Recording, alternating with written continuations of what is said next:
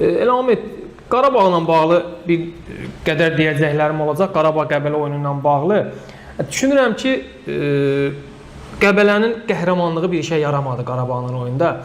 Komanda bəli bir xal qazandı, son çempionla oyunda yaxşı futbol göstərdi. Amma bu 11-ci pillədən qalmağına komanda heç bir şəkildə mane ola bilmədi. Qəbələ ilə bağlı söz deməkdə çətinlik çəkirəm. Bu komanda oynadığı oyundan futbolu pillə heç uyğun gəlmir. Bu komanda, yəni ən azından ilk 6-lıqda, ilk 8-likdə olmalı komandadır. Bəli. Komanda normal futbol oynayır.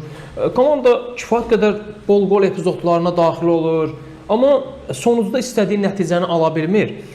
Komanda özdə önəmli məqamlardan biri oldu ki, Qəbələ komandası mövsüm ərzində minimum 4-5 Azərbaycanlı ilə çıxış eləyib.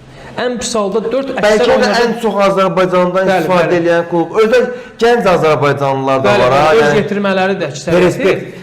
5 Azərbaycanlı ilə meydana çıxır, əksər oyunlarda davam edir. Və maraqlı fakt nədən ibarətdir? Bəzən iddia irəli sürürlər ki, elə buna görə məhz 11-ci pillədədir. Qətiyyən bu fikri yaxın buraxmıram. Niyə? Çünki komanda bildiyim futbol oynayır. Və həmin o 5 Azərbaycanlı var ha. Daha çox müdafiə fazasında yer alan Azərbaycanlılardır. Mən statistikaya baxmışdım. Komandanın məğlub olduğu oyunlardan 9-unda minimal hesablı nəticə qeydə alınıb. 0-1, 1-2.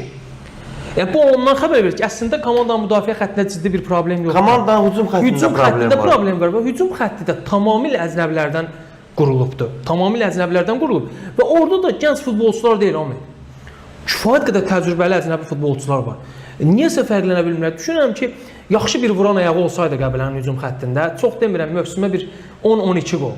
Yəni əslində bu da yüksək göstərici deyil. Amma 10-12 qol vura biləcək bir forvarda olsaydı Qəbələ komandasının, əminlə deyirəm ki, əksər oyunlarda 0-1 uduzduğu oyunlarda 1-0 uda bilərdi.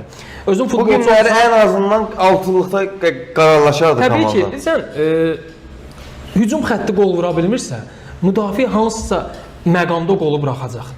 Yəni sən nə qədər ancaq 0-0-0-0 davam edə bilərsən.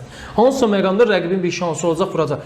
İlk qolu məsələn sən vuranda 1-0, komandaya bir əlavə güc gəlir, əlavə motivasiya gəlir, 2 qat ruhla mübarizə aparırsan. Amma sən davamlı olaraq hər oyun hücum fazasında axsayırsansa, epizodlar sağa-sola xərcləyirsənsə, bu psixoloji olaraq artıq müdafiə planına təsir eləyir. Sənə təşəkkür edirəm. Niyə görə? Çox diqqətli yanaşmısan. Məsəl üçün indi sən deyirsən, mən özümdə analiz edirəm.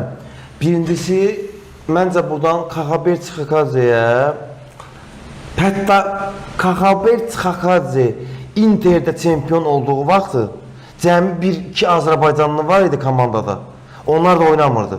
Bəli. Yəni bundan bir neçə il öncə. Hansı ki yadıma gəlir də o Inter'in axırıncı dəfə çempion olanda. Yadımdadır. Son turda. Bəli, son turda. Yəni bugün Kaxaber Çıxakadze keçən il mən Qaradağ Rəhbətanda baş məşqçi olanda o komandadan hal-hazırda 7-8 nəfər daimi olaraq oynayır Premier Liqada. Yəni onlar sırf birinci liqa üçün belə deyək də yığılan futbol, yəni bunu hər məşqçi eləməz. İnandırım sizi, özdə əksəriyyəti də 20-21-22 yaşlı Azərbaycanlı gənclərdir. Bəli. Nicat Əliyev var, mən çox bəyənirəm onu. Cinah müdafiəçisi. Bəli. Ruqay Nəşidov var, Damadayev var, Şahin Şahniyarov var.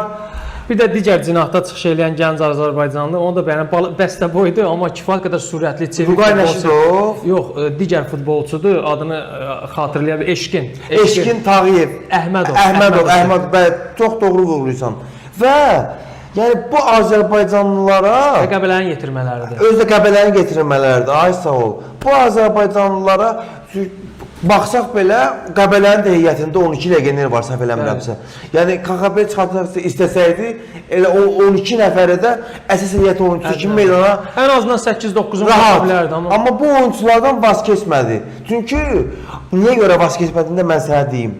Bu oyunçuların hamısı onunla artıq ikinci ildir bərabər çalışdığına görə onun sisteminin nə olduğunu bilirlər.